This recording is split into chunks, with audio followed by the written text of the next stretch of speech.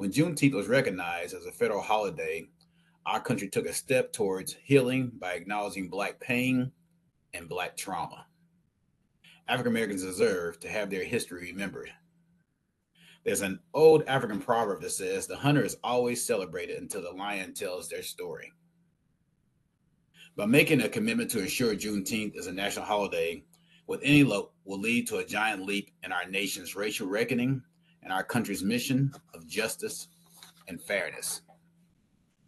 So I want to take a time, spend most of our time this afternoon re-examining and reviewing the current status of African Americans 159 years later. And so I just want to talk about that for a few minutes. How do African Americans collectively achieve social justice 159 years later? In order to do that, we must move from performative work to transformative work. It appears over the next few days that everything is great in the Black community. Don't get me wrong, things are much better since the announcement in Galveston, Texas, but we still have a lot of work to do. After the cookouts and parades and programs and other celebrations, reality is going to set in. Someone's going to experience some sort of racism, classism, and sexism. So, as much as we have come from 159 years ago, we still have work to do, and we need to examine where we are right now. Let me put it this way: we wear the mask that grins and lies. It hides our cheeks and shades our eyes. This debt we pay with human guile, with torn and bleeding hearts we smile, and a mouthful of subtle ties. Why should the world be otherwise in counting our tears and sighs? Nay, let them only see us as we wear the mask. We smile, but oh great Christ, our cries to these tortured souls arise. We sing, but oh the clay is vile, and beneath our feet as we walk the mile. Let the world dream otherwise as we wear the mask. We Wear the Mask was written by African American poet and novelist Paul Laurence Dunbar in 1895. Like much of Dunbar's work, We Wear the Mask is a reaction to the experience of being Black in America in the late 19th century, following the Civil War, a period when life seemed to have improved for Black Americans, yet in reality was still marked by intense racism and hardship.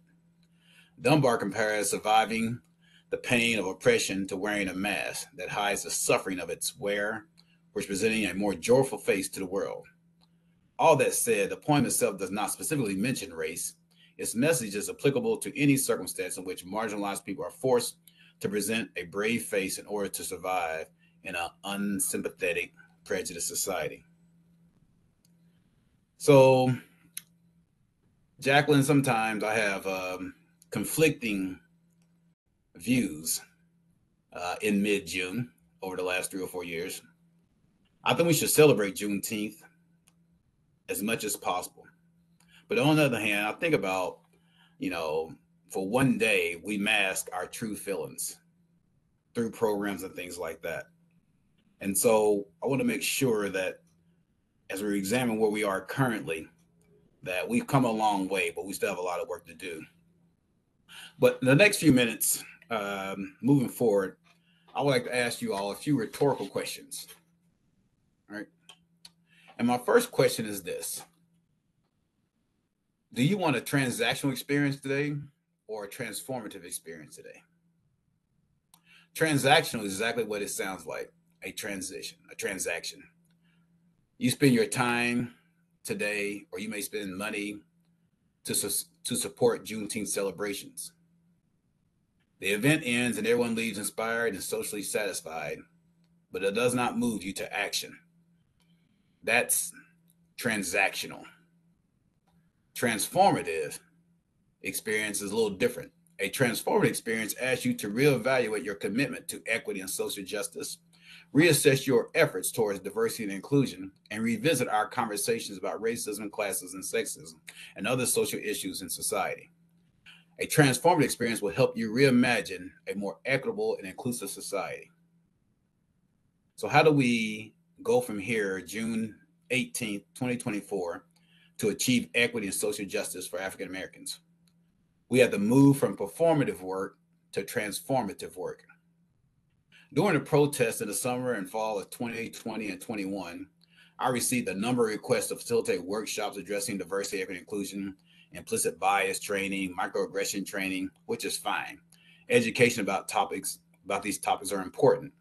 But I noticed there were very few leaders in those sessions when I ran around the country. The culture of any organization is shaped by the worst behavior leadership is willing to tolerate. When emotions were running hot, companies and organizations were willing to write diversity statements, but not willing to put DEI in their mission statements.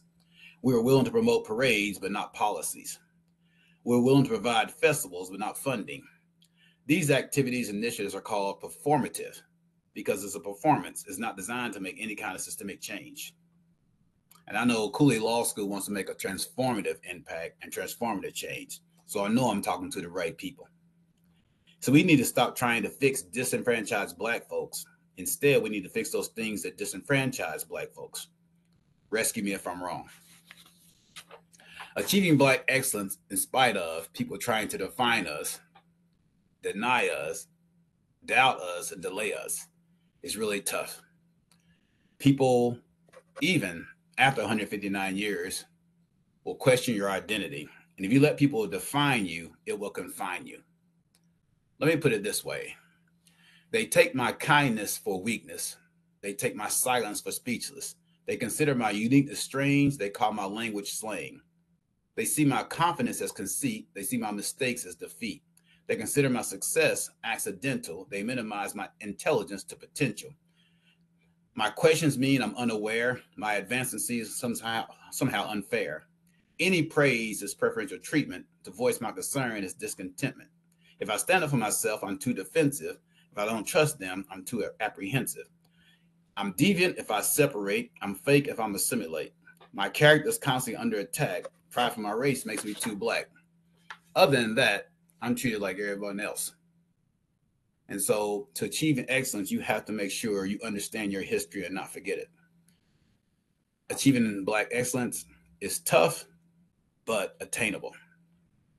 If we're going to make the American dream a reality, we have to move from performative practices such as diversity statements or one-off DEI trainings. We have to go beyond that. We have to act like we're committed to the work.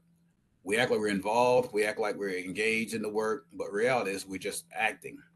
There are a lot of people in our community that are engaged in transformative initiatives and practices. And I'm sure there's plenty of people in your organization and your institution that are committed to transformative practices and initiatives, or you wouldn't be sitting here listening to me right now.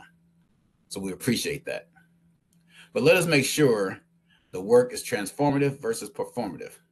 So my next rhetorical question for you all is this. What are you or your institution doing to promote equity and social justice for marginalized groups, particularly African Americans? The challenge is this. I want you to think about one or two things you can do to promote equity and social justice from your professional or personal space on Juneteenth. But not only think about what you can do to impact change in your community, but act on those thoughts. Ask yourself this question. Is your organization, institution, business, agency fertile ground for change and social justice? That's a rhetorical question I want you to think about. When it comes to supporting the work to promote equity and social justice, first we must have common language, okay? And what I mean by that, well, the word equity has been floating through our news media, throughout communities and things of that nature. So I just want to make sure we set the record straight what we mean by equity. Equity is about access, fairness, and justice, right? And I'm sure you heard that word, those last two words, fairness and justice, quite a bit in law school. Over the last 2 years or so, the word equity has been conflated with critical race theory, reverse discrimination, wokeness, all these different things. But can I park right here for a minute and talk about wokeness? The reason some people have an issue with the concept of wokeness is because you can no longer say you are not aware of certain issues in our community. Over the last few years, a lot of uncomfortable things have surfaced in our country. Things that some people already knew and did not want to face it, or things some of us did not know, and it was a rude awakening. When you believe something all your life about another group of people and then realize what you have always believed conflicts with your new reality, it creates this uneasy feeling called cognitive dissonance. And I think over the last 2 or 3 years, A lot of people have been experiencing cognitive dissonance. We experience cognitive dissonance with a lot of different things. If you pay $350,000 for a 4-year degree at a private school, and then someone pays 100 grand to get the same degree, that creates this cognitive dissonance, right? Like, wow, I could have paid $150,000, $200,000 less. So it's just not about this issue. We can experience cognitive dissonance on different things. But in reference to issues around race and class, people over the last few years have experienced cognitive dissonance. The cognitive part is your thoughts and beliefs. The dissonance is how you feel about those thoughts. So we all want to expel that uneasy feeling when we have it inside of us. So we do one or two things. We either accept this new information and change how we see Black people and challenge our implicit biases, or we do like many people, go to social media to find something that supports what we always believe. Check your algorithms; it'll tell you a lot about it. But either one way or the other, we're going to get rid of that uneasy feeling. And as I said before, many of us will go to social media to find something that supports our belief, which is called confirmation bias. But we're going to get rid of that cognitive dissonance one way or the other. So, Dr. Freeman, I'm trying to pass a piece of new legislation in the Commonwealth of Kentucky. And it's pretty simple. My new legislation I'm going to put out there next year is this. If you have not read more than 20 books, you cannot be on Facebook. Right? And so that's where all these conversations come from. You know, my grandmother told me to never argue with a fool because from a distance, you can't tell the difference. So you'll never see me on social media talking about politics or social issues or whatever. So I really don't know who I'm talking to, right? You see, ignorance is like sleep. Your initial reaction is to get upset at the person who woke you up. Rescue me if I'm wrong. Equity is the process. Equality is the outcome, right? And so the product is only good as the process. And so the work that you're going through is the law school and things of that nature. The process is critical if we're going to produce great attorneys, right? And having great attorneys, we have to understand access, fairness, and social justice. It's important. But there may be some people right now in my community or your community that believe the issues in the Black community were not that bad after the Emancipation Proclamation, after General Granger showed up in Galveston. But contrary to popular belief, that is not correct. Black folks have struggled before and after Juneteenth. Well, there still may be some doubters out there. That's why I brought some receipts. The Reconstruction period, Jim Crow, Black codes, segregation, redlining, blockbusting, the war on drugs, all those things were well after Juneteenth. Well, I'm sorry, those receipts are dated and even faded, right? So we cannot use those receipts. So I brought some other ones that may help. Opportunity gaps in schools, health inequities exposed by the pandemic, the school to prison pipeline, underrepresentation in leadership, Breonna Taylor, George Floyd, more receipts. I can give you more if you need them. So now that we established the fact that we have a lot of more work to do, let us examine some things we can do to reduce and eradicate bias and discrimination. So there's two things I want to talk about. And I don't know who's all on the webinar right now, but I'm sure we have students, we have faculty, we have staff, we have community members around the state. And so there's two concepts I want to introduce. Anytime we're talking about diversity, equity, inclusion, and looking at issues like that, we'll have some DEI training, right? And two of the things I talk about is cultural competence and cultural humility. And both are fine. The issue is that cultural competence doesn't take it far enough. So, hypothetically speaking, so Jacqueline Freeman loves Michigan, but she gets this great job opportunity to move to San Antonio, Texas. And she knows that the institution of higher education that she's working in San Antonio is going to be different than the people that she interacts in Michigan. And she knows that a lot of the students and families that she's going to work with in San Antonio are going to be Latino students. And so because she knows that, Dr. Freeman starts working on how she's going to interact with this different population. So she goes to training, she watches videos, she reads books. And what she's doing is a strategy for cultural competence. Cultural competence is about gaining cultural awareness, gaining cultural knowledge, to hone your skills to interact with a different group of people.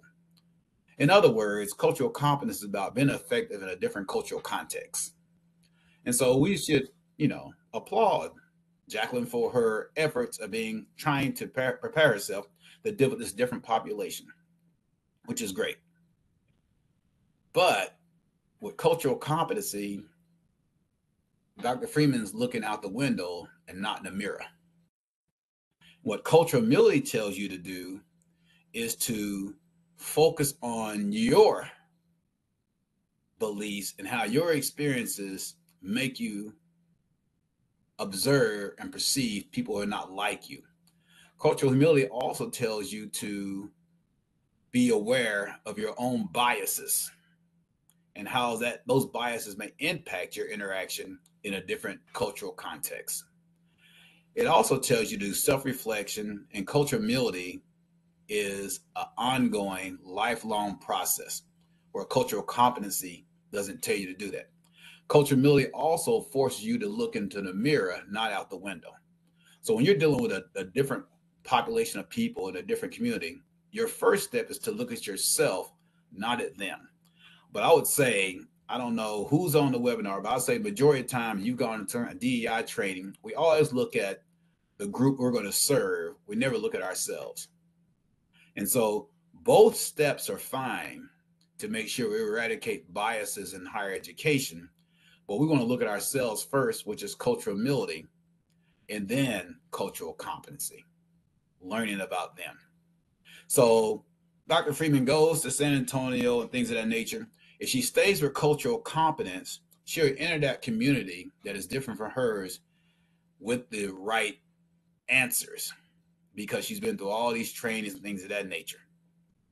With cultural humility, she'll enter that diverse setting in that different situation with the right questions and let people from that community define what it means to be them, not you, right? So the bottom line is she stays her cultural competency because she's learned a lot about that group of people. She may think she's the expert of their culture, but cultural humility, the people that you're serving, is the expert of their own culture, and you learn from them. That's why you ask the right questions, not with answers. But the bottom line is Dr. Freeman understands that. She starts with cultural humility because she realizes that cultural competency is a skill set and cultural humility is a mindset. And so anytime we do this kind of work and we get past the celebration and do the work, the transformative work, and we're doing any kind of training to interact with different people in different groups, start with cultural humility, okay? Then cultural competency. So as I tie this up, one thing about me is I'm a very cautiously optimistic person, meaning that the people on this webinar and this virtual platform, I feel many of you are willing to do what it takes to create and make a change and a difference in our society. Okay? But let's make sure the work that you're going to do is transformative versus performative.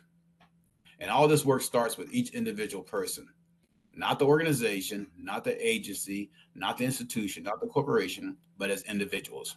If we're going to eradicate bias and discrimination in higher education and other places, we start with individual people. And it doesn't start with thousands and thousands of people. It could just be the group right here on this webinar on June 18th. So, Jacqueline, I took my first cruise about 3 years ago. And we got to take a tour of the, below with the captain and all that good stuff, right? And he was talking about that when you leave Galveston or Orlando, Florida, or Miami, when the ship goes out on a cruise, what turns the ship around when it's time to come back to shore is the rudder. And the engineers are telling me that because the water is so powerful that it's hard to turn the ship around. And what engineers did, they put a smaller rudder on top of the larger rudder to provide leverage. And that smaller rudder is called a trim tab. And so, really, what's turning the ship around is the smaller piece, not the larger piece. And so, if we want to make a difference beyond Juneteenth, June 18th, 2024, it only takes a small group of trim tabbers to provide the leverage to start changing things around, whether it's in Lexington, Kentucky, where I am, or whether it's in Michigan or wherever you are in this country. It don't take everybody at first, just a small group of people. Margaret Mead told us that years ago. If you want to make a change, a small group of people will do that. But it starts with individual people. And I'll leave y'all with this. Out of the night that covers me black as a pit from pole to pole, I thank whatever gods may be for my unconquerable soul. Within the fail to clutch circumstances, I have not winced or cried aloud. Under a bludgeoning head, my head is bloodied, but I'm bowed. Beyond this place of wrath and tears looms the horrors of the shade, and yet the ministry shall find me unafraid. It matters now how straight the gate, or charge the punishment the scroll. For I am the master of my fate, I am the captain of my soul. My name is Roger Cleveland, and I approve this message. Thank you all. Dr. Cleveland, thank you so much for that profound and meaningful remarks on this Juneteenth holiday, and speaking to us about how we can move from transactional to transformative in the areas of diversity, equity, and inclusion.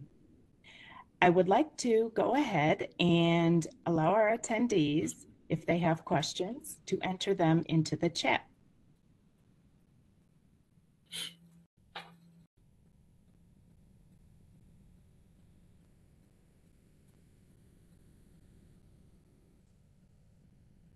And Bill, do we have any questions in the chat? I'm not able to see the chat. Nothing entered yet. Okay.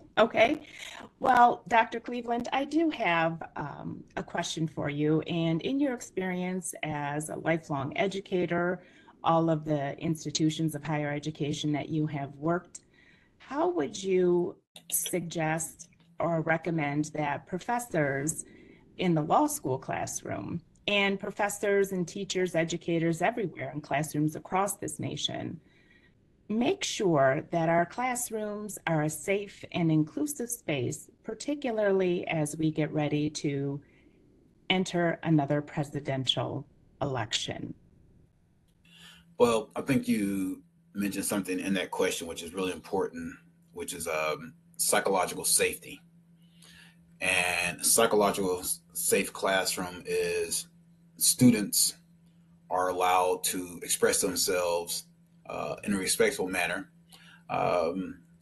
allowed to disagree in a very respectful manner, and faculty can allow that.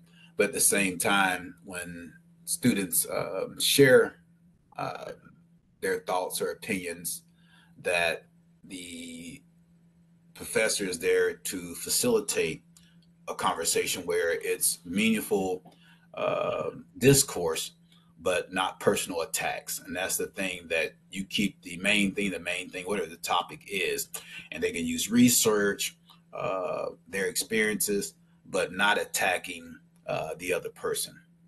And so that's really important. But at the same time, also with psychological safety, students need to see themselves in the curriculum and instruction. There's a quote that says, when someone with the authority of an educator describes the world and you're not in it, there's a moment of psychic disequilibrium as you looked into a mirror and saw nothing. So one, in the classroom, that understand that students are going to disagree, which is fine.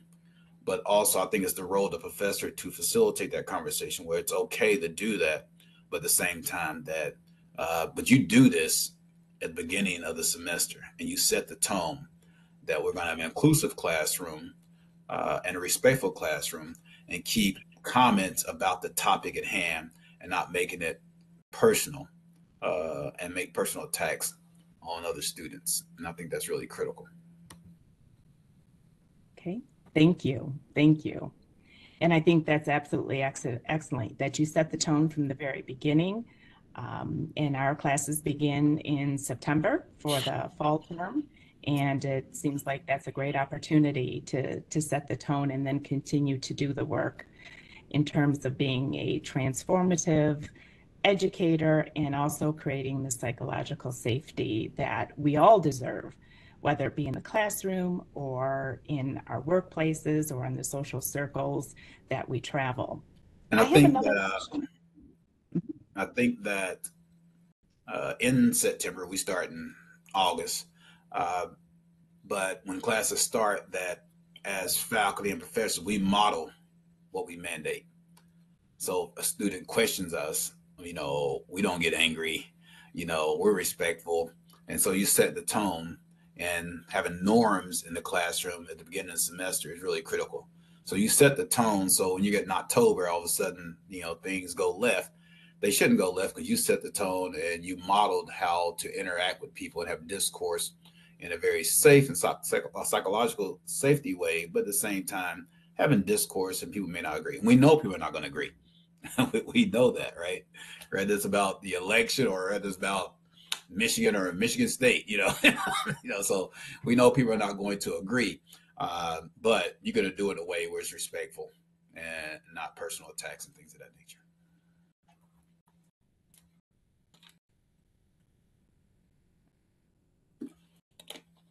So following on that question, what can law students and law students who have recently passed the bar and are becoming members of the legal community, and those that are currently members in the legal community, lawyers, judges, what can we do in our respective spaces to advance the causes of equity and justice, even if we may feel like we are in spaces where we lack influence? Well, one of the things, first of all, attorneys are very well respected. So you're very well respected professional vocation. So just the fact of who you are will lend folks to listen. But I think if you are consistent, one, and have common language, right? Common language, common values, common messaging, common conversations, and common practice about what equity and social justice is, then I think people will see you consistent, and you're not in one space saying one thing and another space saying something else, right? And so I think the consistency uh, and being true to the word of equity and social justice and modeling that, whether you're in court or not, I think that people watch you to see if you're consistent, right, in different places. And I think when they see you're consistent, people will listen.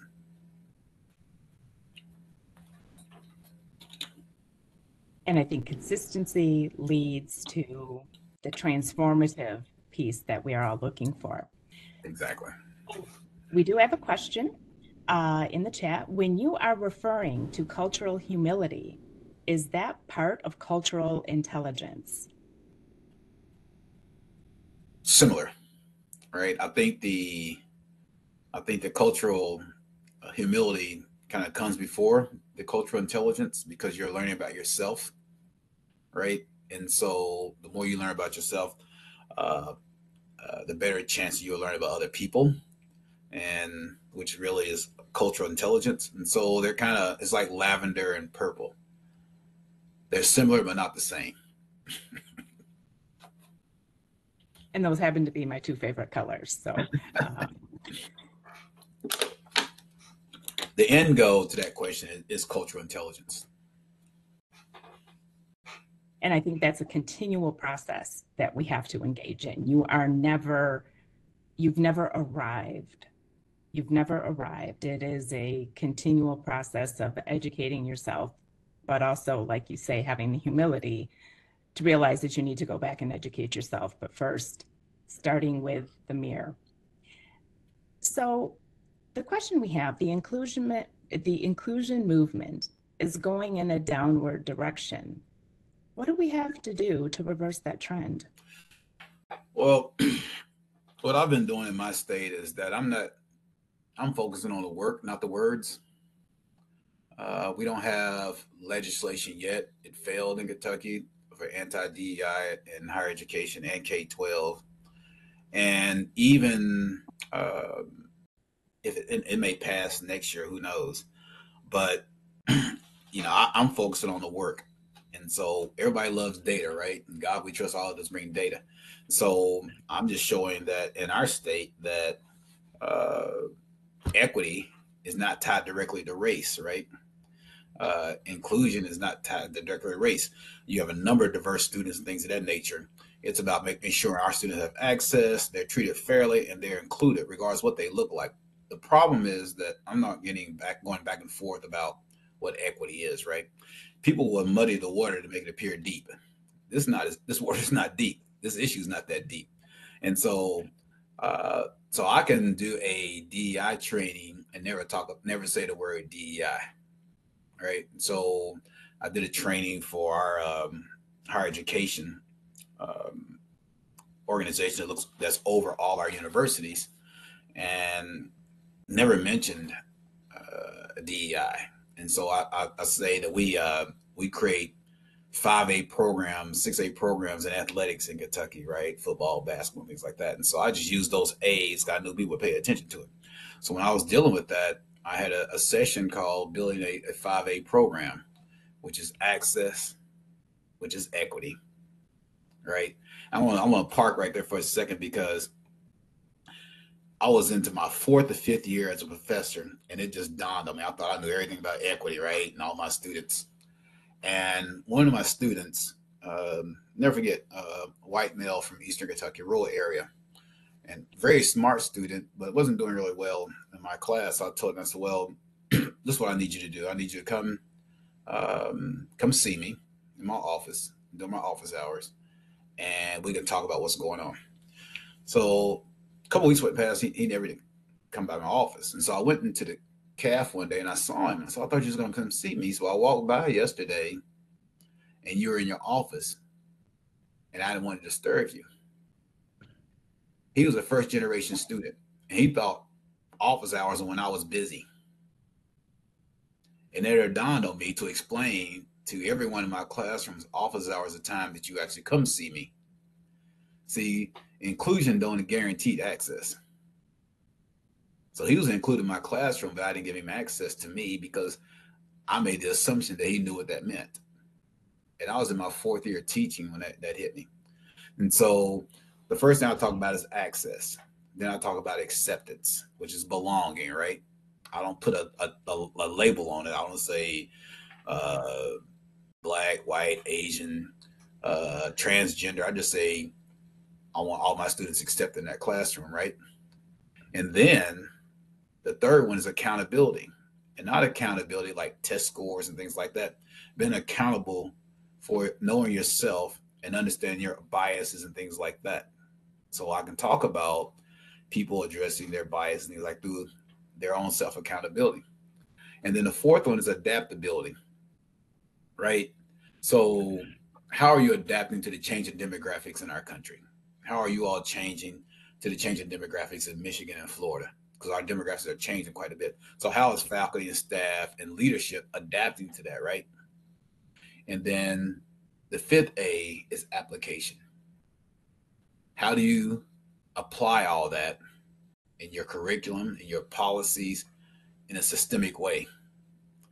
And the plus A is advocacy, advocating for all your students, regardless of what they look like.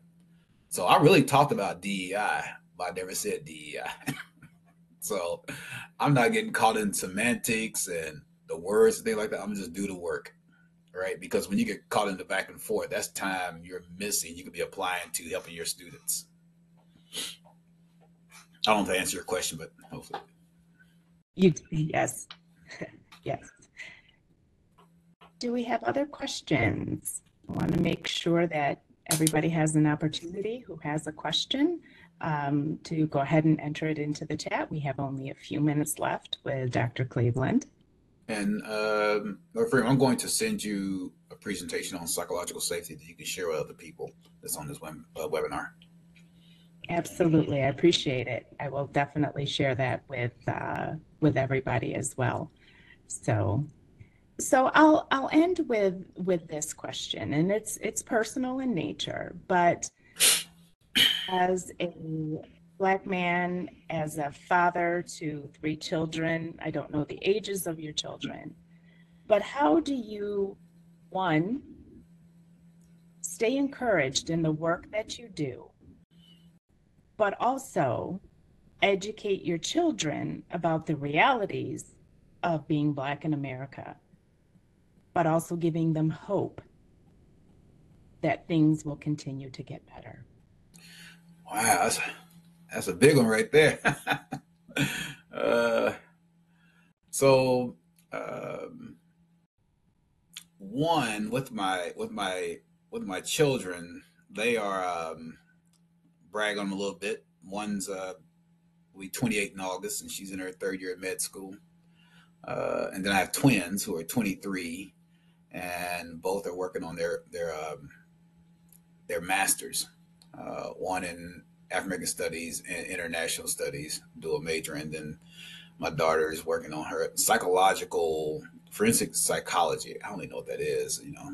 Hopefully she'll make some money out of it. Get out of my pocket. But I instilled in them a long time ago that I think I mentioned in my speech that you don't let people define you, right? And we raised them to respect people, all people, but also respect yourselves.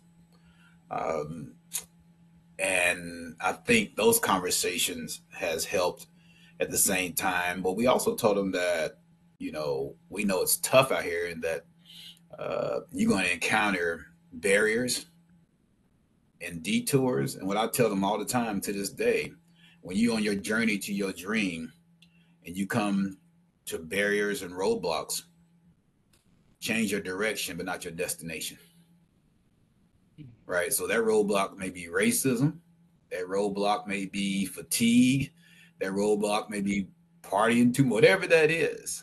Okay.